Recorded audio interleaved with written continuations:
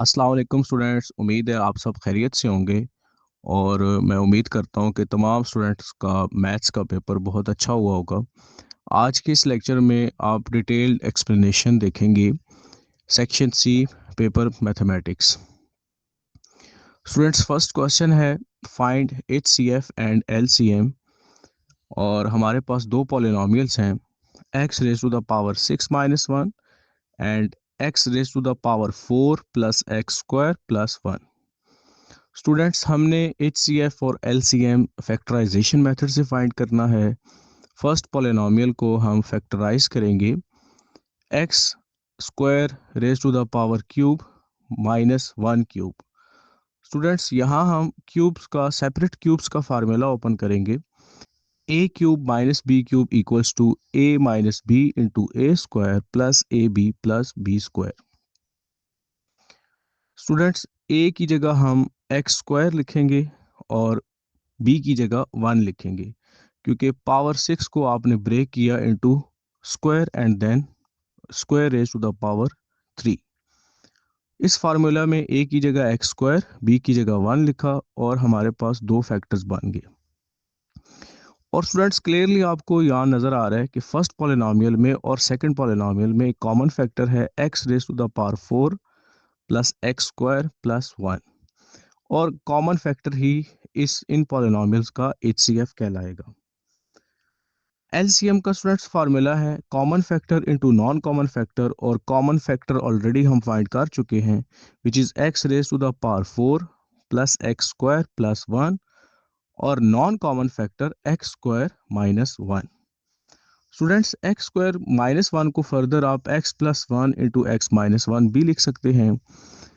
और इस क्वेश्चन में चूंकि हमें सिंप्लीफिकेशन और सिंप्लीफाइड आंसर पूछा गया है हमसे, तो आपने इन फैक्टर्स का प्रोडक्ट फाइंड कर लेना है। X square into x raise to the power 4 plus x square plus 1 -1 into x raise to the power 4 plus x square plus 1 x raise to the power 6 -1 after simplification.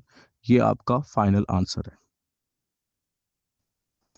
Students next question है जिसमें आपको तीन vertices given है। ए is 0, 0, B is 2, 0 and C is 1, square root 3 और हमने A B B C and C A तीनों की slopes find की। As we know the formula of slope y2 minus y1 over x2 minus x1। इस formula में हमने A B के points use कर लिए। y2 minus y1, y2 is 0 and y1 is also 0, x2 is 2 and x1 is 0। So the final answer of slope of AB is 0 और उसे हमने M1 का नाम दिया। सिमिलरली हमने स्लोप BC फाइंड कर लिया y2 minus y1 over x2 minus x1 और हमारे पास आंसर माइनस स्क्वायर रूट 3 आया। और slope of CA which is M3 0 minus square root 3 0 minus 1 final answer is square root 3। अब स्टूडेंट्स हमने एंगल फाइंड करना है between A B B C and C A. तीनों पॉइंट्स मिलके एक triangle बनाते हैं और ट्रायंगल के तीनों वर्टिसेस पर जो एंगल बन रहे हैं वो हमने फाइंड करने हैं। Tan theta equals to M2 minus M1 over 1 plus M1 M2। Students इसमें एक और फार्मूला भी हम यूज़ कर सकते हैं। इस फार्मूला में हम एब्सोल्यूट वैल्यू भी यूज़ कर सकते हैं क्योंकि इन केस अगर नेगेटिव एंगल आएगा तो एब्सोल्यूट वैल्यू उस एंगल को पॉजिटिव कर देगा। और इस फार्मूला का ये एडवांटेज है कि आपने नेगेटिव एंगल में 180 ऐड नहीं करना पड़ेगा। टेन थीटा हमने फाइंड किया, theta between M1 and M2 formula apply किया। M2 minus M1 over 1 plus M1 M2 square root 3 minus 0 over 1 plus square root 3 and 0। तो final answer is minus square root 3। आपने absolute value ली जिस absolute value ने minus को खत्म कर दिया। और theta 1 is tan inverse square root 3 which is 60 degree. Next tan theta 2 using slopes m2 and m3, m3 minus m2 over 1 plus m2 m3, m2 m3 की students value replace की और हमारे पास आंसर -√3 आया। अगेन हमने absolute value ली ताकि negative angle को positive बनाया जा सके और थीटा 2 भी हमारे पास 60 आया। थर्ड एंगल के लिए students, as we know the sum of all angles of triangle are 180 degrees. दो एंगल का सम फाइंड करेंगे 120 और थर्ड एंगल 60 डिग्री। तीनों एंगल सेम है और तीनों अगर सेम एंगल होंगे तो ट्रायंगल की नेचर इक्विलेटरल ट्रायंगल या इक्वी एंगुलर ट्रायंगल होगी। सेम इस क्वेश्चन की वेरिफिकेशन आप कर सकते हैं यूजिंग डिस्टेंस फार्मूला, ताकि ये पता चल सके क्या वाकई ट्रायंगल इक्विलेटरल है। आपने ये वेरिफिकेशन रिक्वायरमेंट नहीं है एग्जाम के जो क्वेश्चन है, लेकिन ये आप अपने एंड पे करेंगे वेरिफिकेशन ताकि वो एंगल्स वेरीफाई हो सकें। स्टूडेंट्स, आपने ए बी डिस्टेंस फाइंड कर ली using distance formula, B C distance find की and C A distance find की और तीनों डिस्टेंसेस सेम आई हैं, विच मींस कि जो एंगल हमने फाइंड किए हैं वो तीनों एंगल करेक्ट हैं। ट्रायंगल की नेचर इक्विलेटरल ट्रायंगल है। नेक्स्ट क्वेश्चन है स्टूडेंट्स, आपके पास तीन सेट्स हैं ए बी एंड सी और ये क्लियर डायग्राम हमें गिवन है जिसमें सेट्स ओवरलैप कर रहे हैं और ओवरलैपिंग सेट्स में ए बी में कुछ कॉमन है 5 एंड 6, बी सी में कुछ कॉमन है एलिमेंट्स और इन तीनों में कुछ कॉमन है एलिमेंट्स।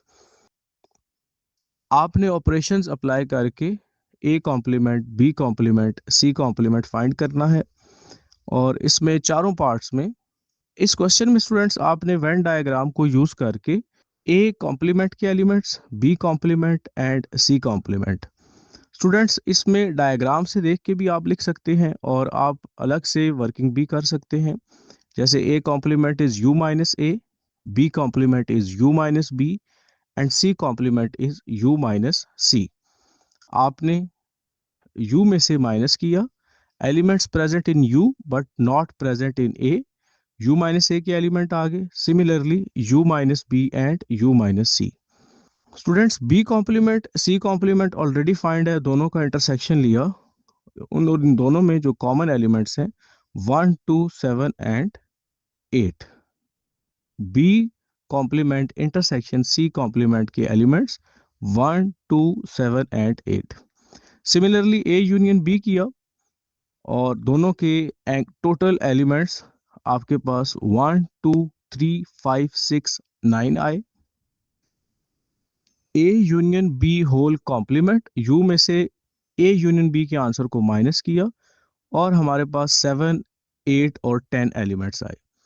स्टूडेंट्स, इसी तरीके से आपने तमाम ऑपरेशंस अप्लाई करके ये एलिमेंट्स आपने फाइंड करने हैं और इसे आप डायग्राम से देख के भी बना सकते हैं, अलग अलग डायग्राम भी बना सकते हैं, लेकिन अलग डायग्राम बनाने की ज़रूरत नहीं है। आपने जस्ट इनके एलिमेंट्स लिखने हैं, ऑपरेशन अप्लाई कर दें, या आप डायग्राम से देख के भी उनकी एलिमेंट्स बता सकते हैं।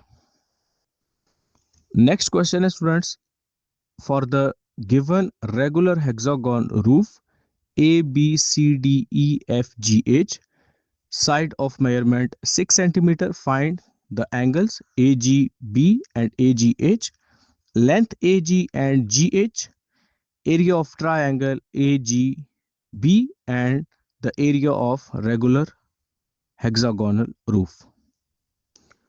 स्टूडेंट्स, इस हेक्सागोनल शेप को अगर हम इसके सेंटर को इनके वर्टिसेस से ज्वाइन करें तो हमने इस शेप को, इसके सेंट्रल एंगल को 6 इक्वल पार्ट्स में डिवाइड किया।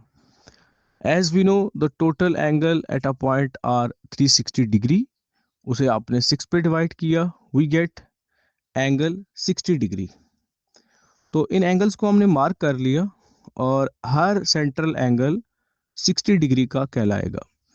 ए G B total angle is 60 degree और अगर हम जी को एच से ज्वाइन करें मींस कि हमने इस एंगल का बाइसेक्टर फाइंड किया और 60 का बाइसेक्टर 30 कहलाएगा। Means A G H angle and HGB angle both are 30 degrees। Students, इस ट्रायंगल को हम रिजॉल्व करेंगे और हम हाइट फाइंड करेंगे इस ट्रायंगल की, विच इज जी एच। और रेगुलर पॉलीगॉन का सेंटर से बाउंड्री तक जो परपेंडिकुलर डिस्टेंस है वो एपोथिम कहलाएगा। अगर हम ये परपेंडिकुलर डिस्टेंस फाइंड कर लें तो हम इजीली इस पूरे पॉलीगॉन और इसके अंदर ट्रायंगल का एरिया फाइंड कर सकते हैं। उसके लिए स्टूडेंट्स आपने ट्रिग्नोमेट्रिक रेशियो यूज की, एंगल 30 डिग्रीज और एंगल के सामने perpendicular A H which is 3। Base हमने फाइंड कर लिया using tan ratio. tan is perpendicular by base और base is 3 by tan 30 degrees. और स्टूडेंट्स जी एच, या जिसे हम बेस बी कह सकते हैं, वो 5.19, 3√3। Area of triangle A G B, as we know the formula of area of triangle, half base into height। इस ट्रायंगल की बेस टोटल ए बी है, हाइट जी एच है, ऑलरेडी हम फाइंड कर चुके हैं 3√3। और final answer is 9√3। Next, area of hexagonal roof, as we know the area of polygon, which is half into perimeter into apotheme या perpendicular distance। Apothegm हम already find कर चुके हैं which is 3√3। Perimeter of this regular hexagonal roof which is 6 into 6। each side has length 6 centimeter and there are 6 sides, so the final answer is 36 into square root 3। Students, next question है जिसमें construct a triangle ABC of length AB equals to BC equals to AC equals to 5 centimeter and then construct perpendicular bisectors of triangle। Students, आपने line segment draw की 5 centimetre.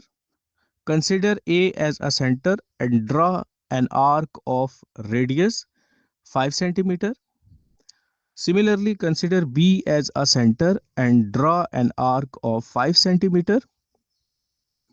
Both arcs meet या both arcs cut at point C. और students, हमने ए और सी और similarly B और सी को join किया, we get triangle A B C. अब स्टूडेंट्स, हमने ए बी लाइन सेगमेंट का बाइसेक्टर ड्रॉ करना है, राइट बाइसेक्टर। ए को सेंटर कंसिडर करते हुए हमने एक आर्क ड्रॉ की और कंपास का रेडियस हाफ से ज्यादा ओपन होना चाहिए। सिमिलरली बी पे रख के हमने आर्क ड्रॉ की, दोनों आर्क्स ने जिन पॉइंट्स पे कट किया हमने उनको स्ट्रेट लाइन से ज्वाइन कर दिया और वी गेट राइट बाइसेक्टर। ये आपको रेड लाइन नजर आ रही है, ये राइट बाइसेक्टर है ए बी का। सिमिलरली ये राइट बाइसेक्टर हम बी सी और सी ए के लिए फाइंड करेंगे और सेम मेथड के साथ बी पे रख के एक आर्क, कंपास का रेडियस हाफ से ज्यादा ओपन होना चाहिए। सी पे रख के आर्क्स लगाएंगे और कंपास का रेडियस बी सी लेंथ के हाफ से ज्यादा होना चाहिए। स्टूडेंट्स, अगर इस बात का ख्याल रखना है, अगर कंपास का रेडियस हाफ से कम होगा तो आपकी आर्क्स ज्वाइन नहीं होंगी और राइट बाइसेक्टर की कंस्ट्रक्शन मुश्किल हो जाएगी। स्टूडेंट्स, राइट बाइसेक्टर ड्रॉ करने के बाद हमने देखा तीनों राइट बाइसेक्टर्स एक पॉइंट पे मीट किए हैं और इस पॉइंट को पॉइंट ऑफ कंकरेंसी कहते हैं और point of concurrency of right bisector is called circumcentre. इस डायग्राम के स्टेप्स ऑफ कंस्ट्रक्शन लाजमी आपने लिखने हैं और स्टेप्स ऑफ कंस्ट्रक्शन के मार्क्स होंगे, अगर आप नहीं लिखेंगे तो वो मार्क्स आप लूज करेंगे। हम नेक्स्ट क्वेश्चन की तरफ चलते हैं। स्टूडेंट्स, नेक्स्ट क्वेश्चन है जिसमें क्लास इंटरवल आपको गिवन है 1 से 10, 11 से 20, 21 से 30 एंड 31 से 40 और 41 से 50। फ्रीक्वेंसी हमें गिवन है। स्टूडेंट्स, मीडियन के लिए दो इंपॉर्टेंट टेबल हमने ड्रॉ करने हैं, class boundaries and cumulative frequency. Class boundary के लिए हमें एडजस्टमेंट फैक्टर फाइंड करना है। एडजस्टमेंट फैक्टर दो अपर और लोअर कंसेक्टिव क्लासेस के डिफरेंस फाइंड करके उसे 2 पे डिवाइड करना है। आप 11 माइनस 10 कर सकते हैं, 21 माइनस 20 कर सकते हैं, किसी भी दो कंसेक्टिव क्लासेस का अपर और लोअर के दरमियान डिफरेंस विच इज 0.5। ये एडजस्टमेंट फैक्टर आपने लोअर में सब्ट्रैक्ट करना है और अपर में ऐड करना है, और ये प्रोसेस तमाम एलिमेंट्स पे करना है। एडजस्टमेंट फैक्टर ऐड और सब्ट्रैक्ट करने के बाद क्लास इंटरवल क्लास बाउंड्री में चेंज हो गया और वो डिफरेंस खत्म हो गया। कम्युलेटिव फ्रीक्वेंसी में फर्स्ट फ्रीक्वेंसी का एलिमेंट एज इट इज और हर अगले एलिमेंट में पिछला एलिमेंट आपने ऐड करते जाना है। We get cumulative frequencies 5, 15, 30, 42 and 50। स्टूडेंट्स, आपने मीडियन क्लास फाइंड करने के लिए फार्मूला अप्लाई किया n divided by 2 item in the cumulative frequency. n students group data में समेशन f के इक्वल होगा। Summation f is 50, 50 divided by 2 we get 25th item. Student 25th item आपने cumulative frequency के table में देखना है, value 25 हो या 25 से ज्यादा हो, लेकिन उसके करीब तरीन आपने देखना है। ये देखना है कि 25 हो या उसके करीब तरीन या उससे बड़ी वैल्यू हो। मीडियन क्लास हमें मिल गई विच इज 30, और इस पूरे आपने रो को हाईलाइट कर लेना है। इस मीडियन क्लास में से देख के एलिमेंट्स हमने मीडियन के फार्मूला में पुट करने हैं। L is lower class boundary which is 20.5, H is height of data which is 10, F is frequency of class median class 15, C is preceding cumulative frequency median class से ऊपर आने वाली cumulative frequency which is 15। तमाम values formula में put की और final answer is 28.5। Students, मैं उम्मीद करता हूँ कि इस एक्सप्लेनेशन से फिर स्टूडेंट्स को फ़ायदा होगा, और जो आने वाले स्टूडेंट्स हैं स्पेशली 9th में, उनके लिए ये पेपर सोल्यूशन काफ़ी हेल्पफुल होगा। Thank you. अल्लाह हाफिज़।